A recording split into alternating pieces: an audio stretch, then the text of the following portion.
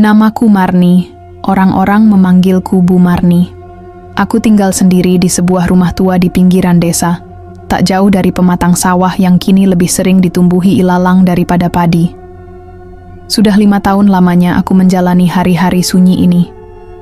5 tahun tanpa kabar dari anakku, Bayu, anak sematawayangku. Ia pergi merantau ke kota saat usianya menginjak 23. Katanya, ia ingin membahagiakanku. Ia ingin membuat hidup kami lebih baik. Ingin melihatku tersenyum tanpa harus memeras keringat mencangkul sawah atau membuat payek untuk dijual di pasar. Saat ia pamit dulu, aku ingat benar. Ia mencium tanganku, memelukku erat, lalu berkata, "Ibu, tunggu aku pulang ya." Dan aku menunggu. Hari demi hari, tahun demi tahun. Awalnya masih ada kabar. Sekali sebulan, lalu 2 bulan sekali, lalu hilang. Nomor ponsel yang dulu bisa aku hubungi, kini hanya menjawab dengan nada mati. Surat pun tak pernah lagi datang. Aku sempat berpikir, mungkin ia malu pulang karena belum sukses.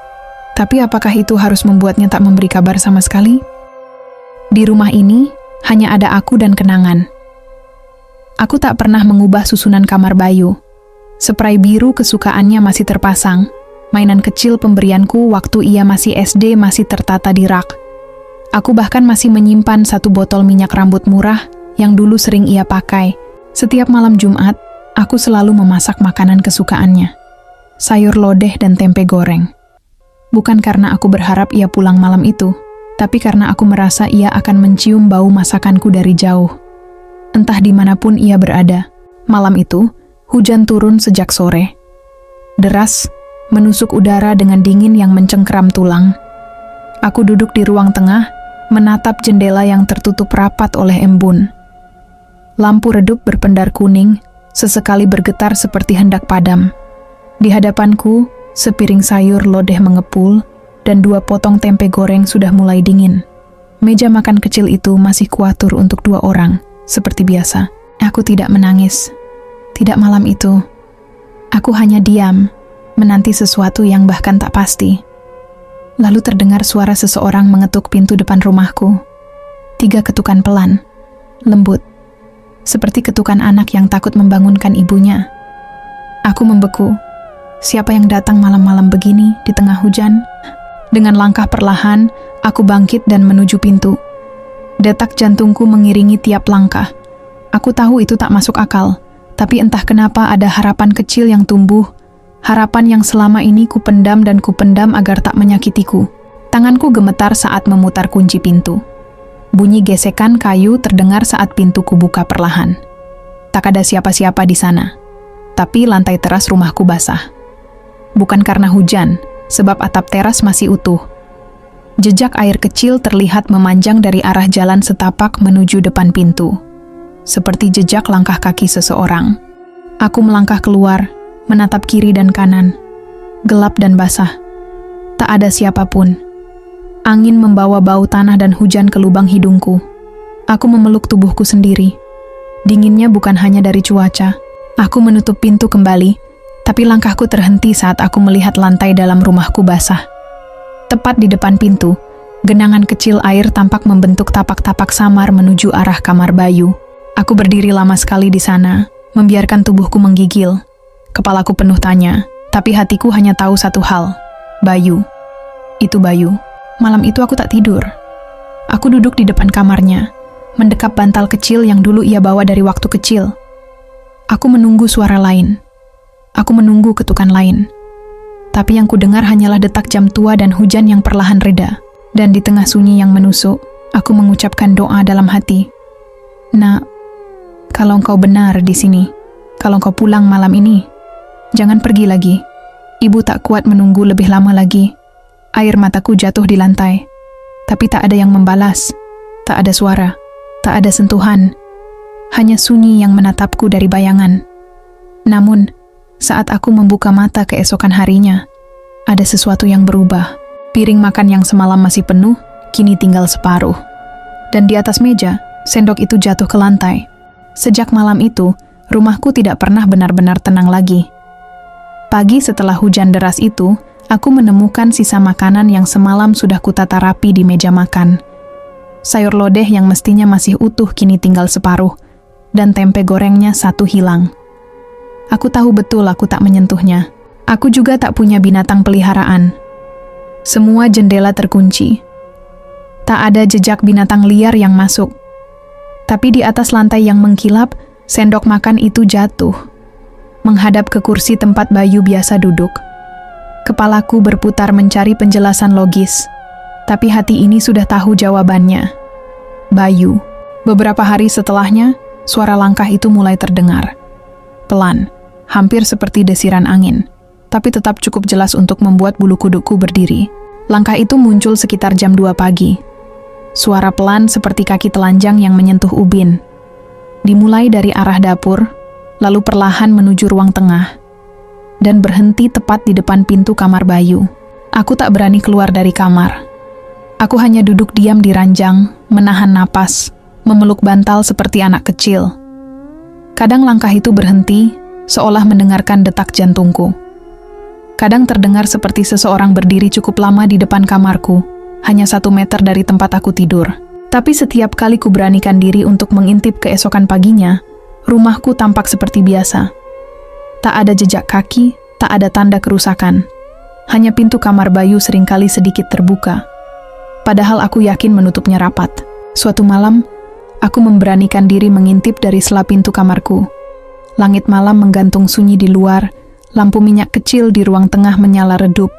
Dan saat itu, aku melihatnya. Bayangan. Bukan sosok utuh, tapi samar. Seperti siluet seorang pemuda yang berdiri di depan pintu kamar Bayu. Tubuhnya kurus, rambutnya basah. Ia memutar gagang pintu pelan, lalu masuk dan menghilang. Aku mendekat perlahan, tubuhku gemetar, tanganku dingin. Tapi saat aku membuka pintu kamar Bayu sepenuhnya, hanya ada kegelapan dan keheningan. Namun, udara di dalam kamar itu kini berbau lain. Bukan bau apek seperti biasanya, tapi bau tanah basah dan sesuatu yang tidak asing, seperti bau tubuh Bayu saat pulang dari main hujan sewaktu kecil. Malam demi malam, aku mulai menulis surat untuk Bayu. Aku tak tahu kenapa. Mungkin hanya sebagai pelampiasan, atau mungkin sebagai cara memanggilnya, jika memang ia bisa membaca. Dalam surat itu, aku bercerita tentang hari-hariku, tentang sawah yang kini ditumbuhi semak, tentang Pak RT yang kini lumpuh, dan tentang diriku sendiri yang semakin tua dan sepi. Aku tulis semuanya dengan tinta hitam, lalu kuletakkan di meja kamar Bayu. Anehnya, tiap pagi, surat itu tak pernah ada. Aku kira tertiup angin atau terjatuh ke lantai, tapi aku sudah mengeceknya. Tak pernah kutemukan satu pun. Dan aku tahu, ada yang membacanya. Suatu malam, aku menulis lebih panjang. Kupanggil namanya berkali-kali. Kukatakan padanya bahwa aku tidak marah, aku tidak kecewa. Aku hanya rindu. Aku hanya ingin ia pulang. Malam itu aku menulis sambil menangis, dan saat fajar menyingsing, sesuatu terjadi. Di jendela kamar Bayu, seseorang menempelkan sesuatu dari luar.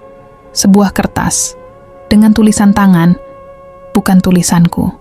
Bu, aku kedinginan, aku terpaku. Aku kenal tulisan itu. Tulisan Bayu, mirip sekali dengan huruf-huruf yang dulu ia gunakan saat menulis catatan kecil untukku sewaktu SD. Tanganku bergetar saat menyentuh kertas itu. Basah, seperti tertinggal embun malam. Hari itu aku tidak pergi kemana-mana. Aku duduk di kamar Bayu, mencoba berbicara padanya. Bayu, kamu benar di sini, nak? Tanyaku pelan. Mataku tertuju ke arah kursi kosong di sudut kamar. Tak ada jawaban, tapi lampu kamar tiba-tiba bergetar, berkedip pelan, lalu kembali menyala. Sejak saat itu, aku tak lagi takut. Setiap malam, aku duduk menulis surat untuknya. Surat-surat itu selalu hilang keesokan hari, dan kadang dibalas dengan potongan kata yang diselipkan di bawah pintu. Bu, di sini gelap. Aku mau pulang, tapi jalannya susah. Aku masih di dekat air.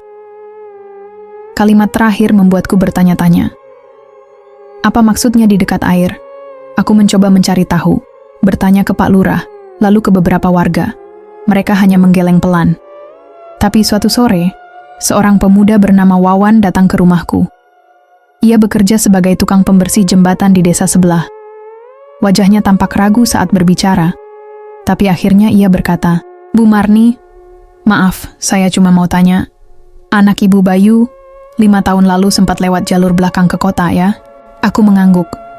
Jalur belakang melewati jembatan tua dan sungai besar. Wawan menghela napas, lalu menatapku dengan tatapan aneh, campuran iba dan takut. Saya cuma mau bilang, 2 minggu ini, saya dan teman-teman beberapa kali lihat sosok pemuda berdiri di pinggir sungai waktu subuh. Badannya basah, bajunya compang-camping. Tapi yang bikin kami merinding, dia cuma berdiri sambil menatap air, lalu hilang waktu kami panggil.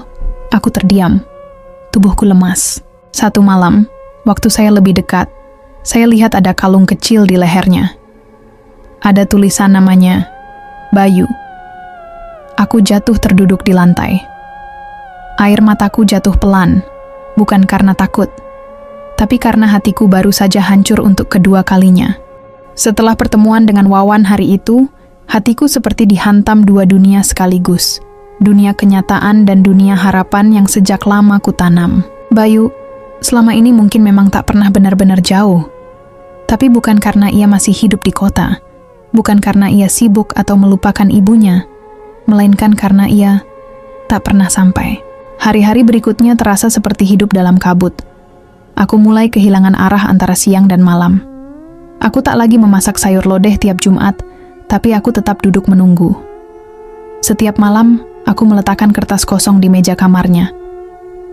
Surat-suratku sudah tak lagi panjang, hanya 1 kalimat saja.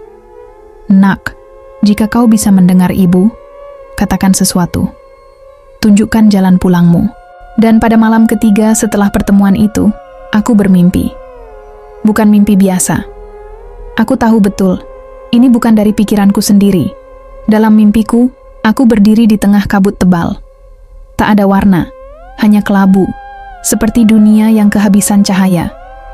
Di depanku, terbentang sungai besar dengan arus yang tenang, tapi gelap. Airnya tidak memantulkan apapun. Tak ada suara burung, tak ada desiran daun. Hanya sunyi yang menelan segalanya. Lalu kulihat sosok di seberang sungai. Bayu.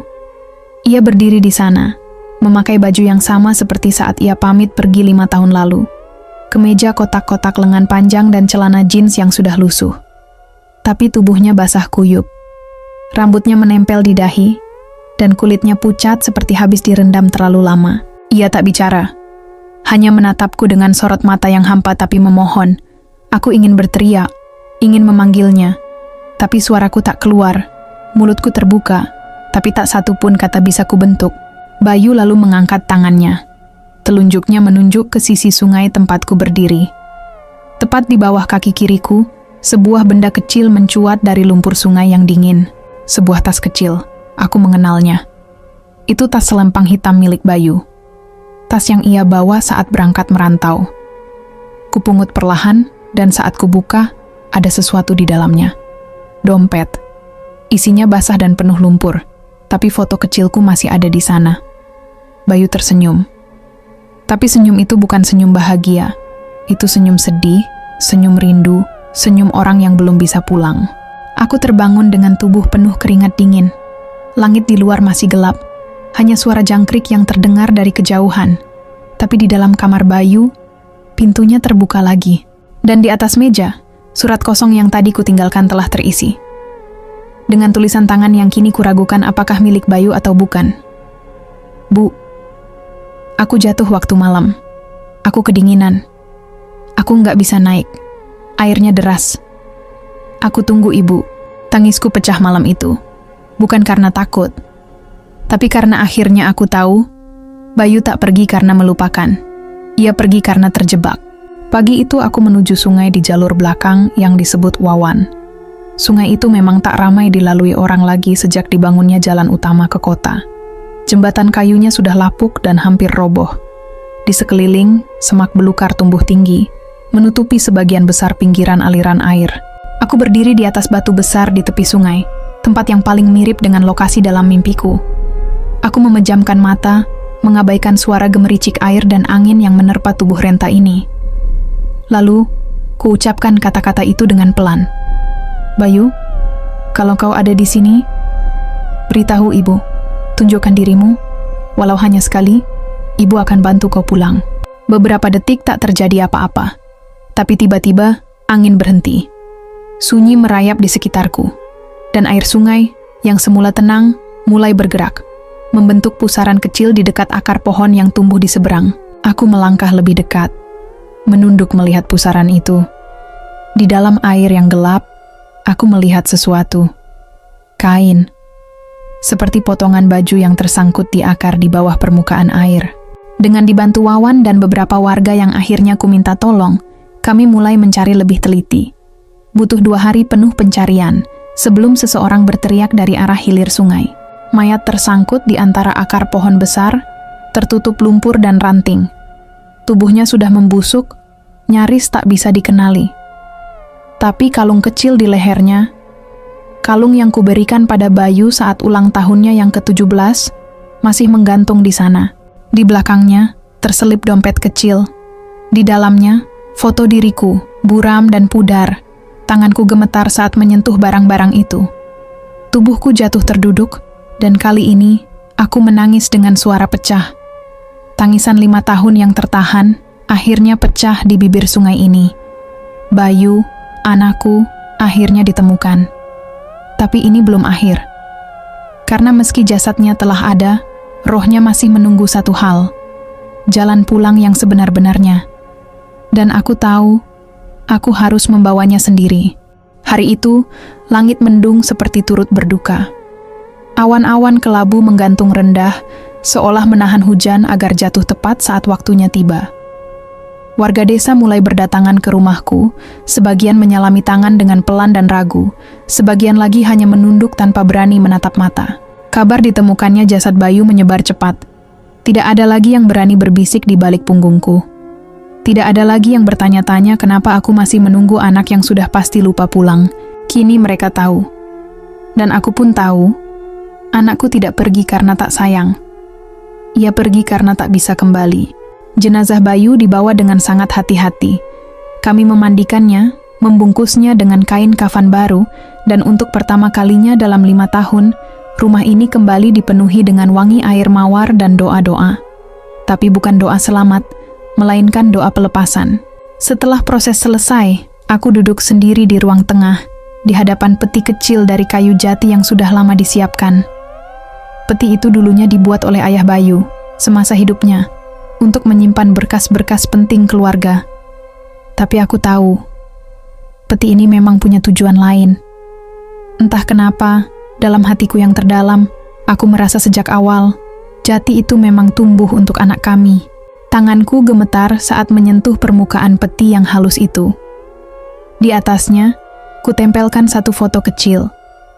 Potret Bayu saat masih berseragam sekolah, tersenyum ceria memamerkan giginya yang belum rapi.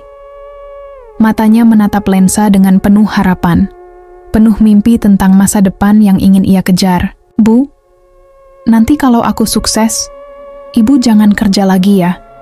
Biar aku yang cari uang," katanya waktu itu. Dan aku hanya tersenyum, mengusap kepalanya. "Ibu enggak butuh uangmu, Nak. Ibu cuma mau kamu pulang. Hari ini, kamu pulang, Bayu. Tapi bukan seperti yang ibu harapkan."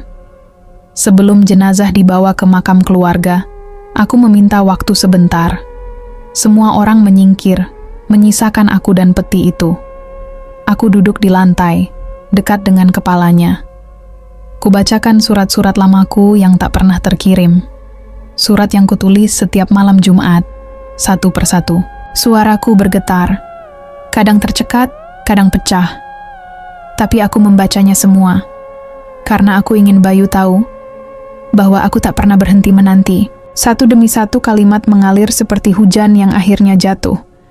Setiap lembaran kertas terasa seperti bagian dari hatiku yang kukembalikan padanya. Lalu aku menunduk, mendekat ke tepi peti. "Nak, maafkan ibu.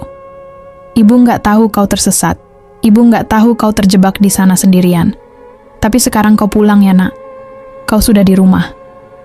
Dan ibu Ibu akan antar kau sampai benar-benar tenang. Di pemakaman, tanah telah digali dalam-dalam. Beberapa tetangga laki-laki membantu menurunkan peti. Ada yang menangis pelan, ada yang berdoa dalam bisikan.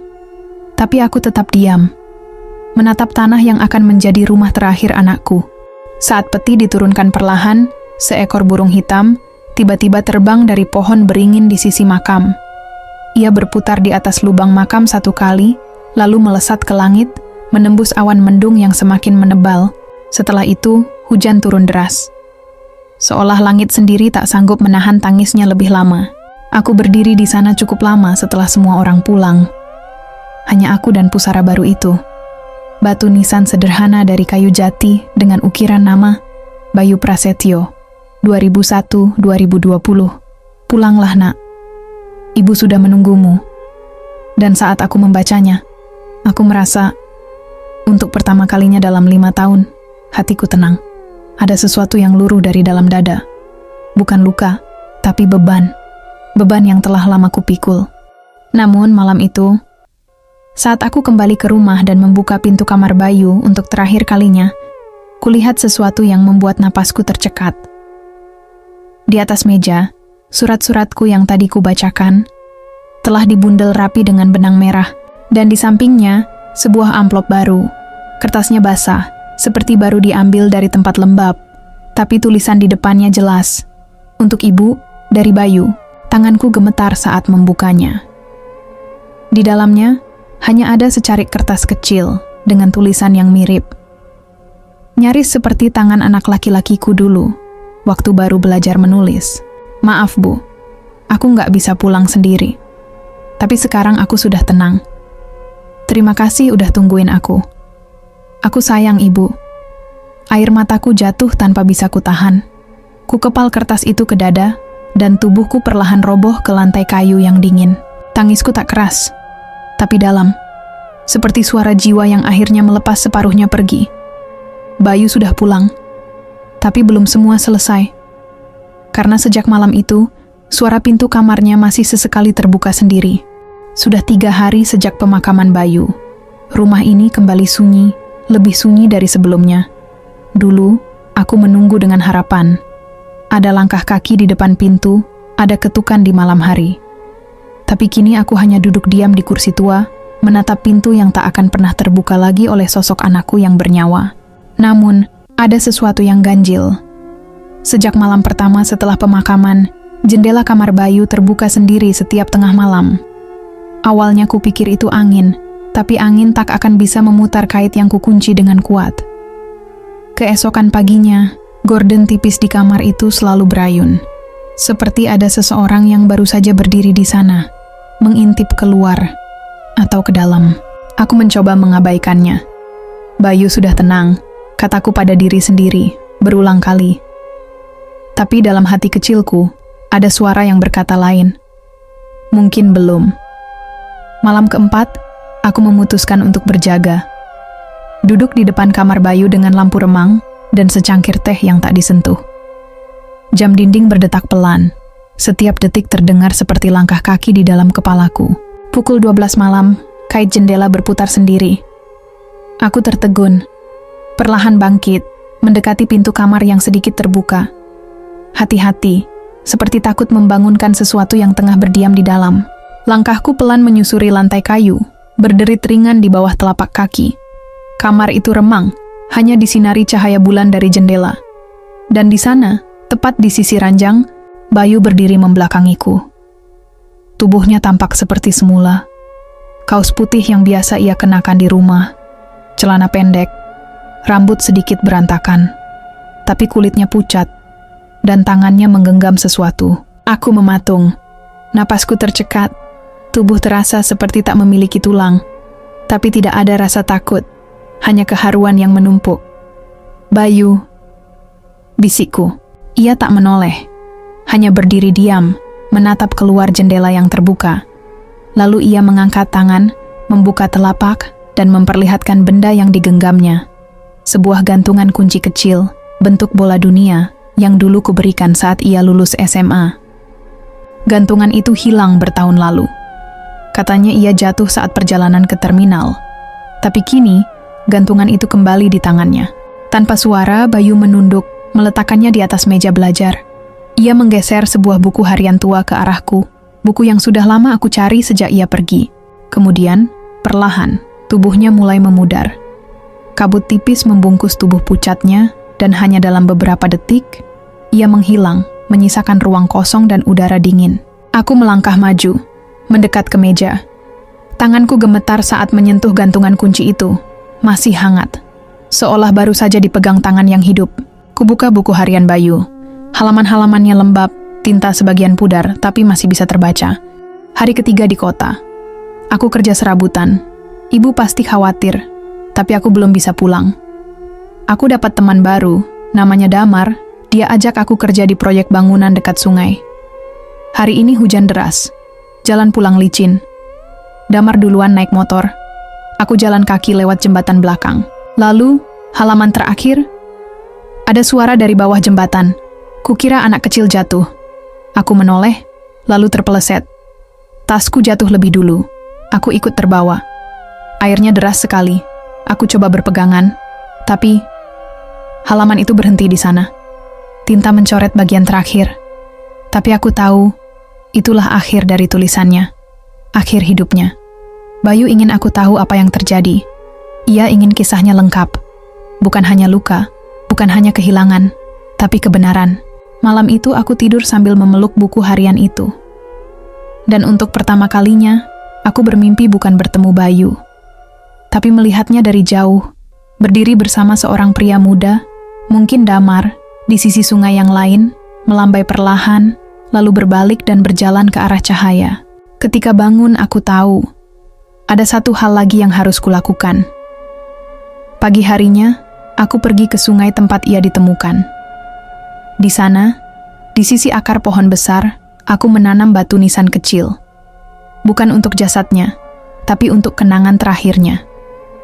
Kutulis namanya dengan tangan sendiri di atas batu.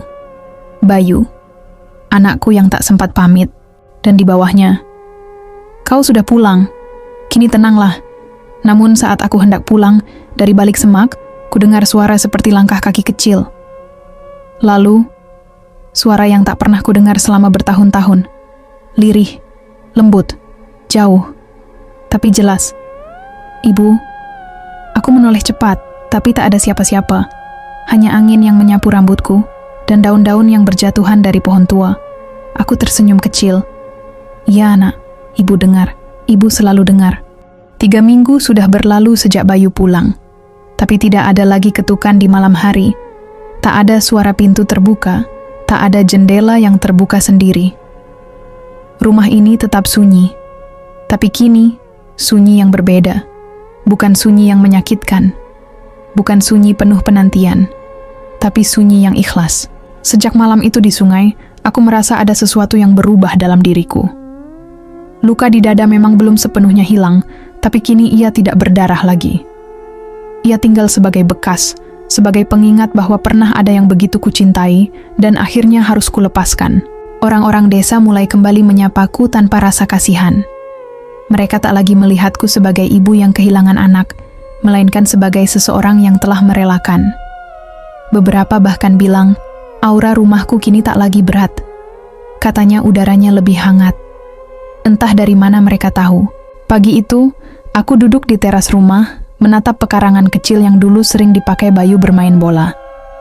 Dulu aku sering membayangkan ia pulang, berdiri di sana, menggenggam tas ransel dan senyum yang lelah. Tapi kini, aku tak lagi menanti bayangan itu. Tiba-tiba, aku teringat sesuatu. Ada satu ruangan yang belum pernah aku buka sejak Bayu hilang, kamar belakang. Dulunya, itu ruang penyimpanan, penuh barang-barang kenangan, termasuk mainan dan perabot bekas almarhum suamiku. Kakiku melangkah ke sana dengan ragu. Kunci ruangan itu masih tergantung di paku tua dekat dapur.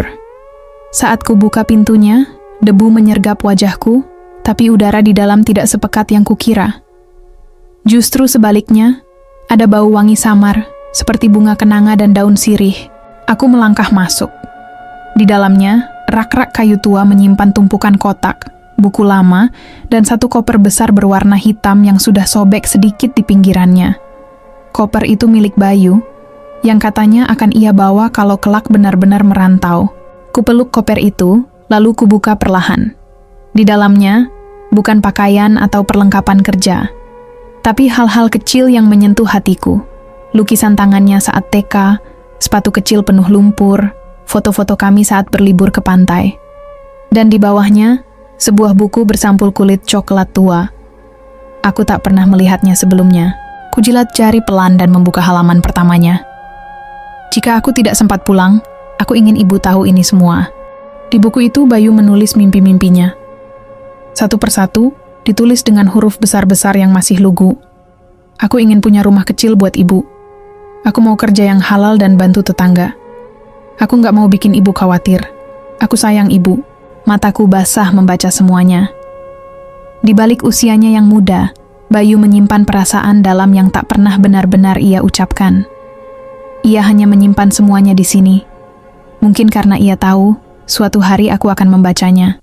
Dan kini, saat halaman terakhir terbuka, ada selembar kertas kecil yang jatuh ke lantai. Kukutip perlahan. Kertas itu bertuliskan satu kalimat pendek, ditulis dengan spidol biru. Kalau ibu baca ini, berarti aku sudah tenang. Aku terduduk di lantai kamar belakang itu, memeluk koper, dan untuk pertama kalinya, aku tersenyum sambil menangis. Rasanya seperti menyusulnya sejenak ke tempat tenangnya, hanya untuk bilang, "Ibu sudah baca, Nak. Ibu sudah tahu semuanya." Sejak hari itu, rumah ini mulai kubersihkan seluruhnya. Kamar Bayu tetap kutata seperti sedia kala, tapi bukan untuk menunggu, melainkan untuk mengenang. Aku tak lagi menyalakan lampu kecil di malam hari, tak lagi berdiri di depan jendela setiap sore. Kini, aku mengisi waktu dengan berkebun, menjahit, bahkan sesekali memasak untuk anak-anak tetangga. Orang-orang bilang, aku seperti kembali menjadi Bu Marni yang dulu. Tapi aku tahu, aku bukan yang dulu. Aku adalah Bu Marni yang telah kehilangan, tapi juga telah menerima. Seorang ibu yang kini tahu, cinta sejati tak akan pernah hilang, hanya berubah bentuk. Dan malam itu, saat aku hendak tidur, angin bertiup pelan lewat celah jendela.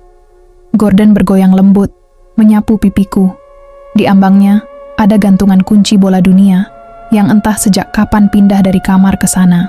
Aku tersenyum, tak lagi kaget, tak lagi takut. Selamat jalan, Nak. Rumah ini tak lagi menunggu, tapi pintunya akan selalu terbuka untukmu. Lalu kupejamkan mata, dengan hati yang penuh, bukan oleh kehilangan, tapi oleh kenangan yang akhirnya pulang. Cerita ini bukan sekadar tentang kepergian seorang anak, tetapi tentang cinta yang tak pernah pudar, meski waktu dan maut memisahkan. Pulanglah, Nak, adalah kisah tentang seorang ibu yang menanti, terluka, dan akhirnya merelakan. Bukan karena cinta itu habis, tapi karena cinta sejati tahu kapan harus melepaskan, agar jiwa yang kita sayangi bisa benar-benar pulang dalam damai. Banyak dari kita pernah kehilangan seseorang, harapan, atau masa lalu yang tak akan kembali.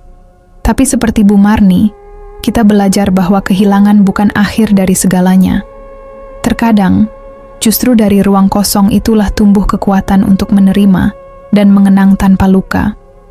Bagi siapapun yang pernah menunggu dalam sunyi, yang pernah menahan tangis di balik pintu yang tak terbuka, cerita ini adalah pelukan untukmu. Bahwa cinta yang tulus tak pernah benar-benar mati. Ia hanya berganti bentuk, menjadi angin yang menyentuh pipi, menjadi mimpi yang memberi pesan, atau menjadi tenang dalam doa yang tak bersuara. Pulang tidak selalu berarti kembali ke rumah. Kadang, pulang adalah ketika kita telah sampai di hati orang yang mencintai kita selamanya. Terima kasih sudah mengikuti cerita ini sampai akhir. Kalau kamu mau cerita horor lainnya, jangan lupa bantu subscribe ya, agar tidak ketinggalan video terbaru. Sampai jumpa di cerita berikutnya.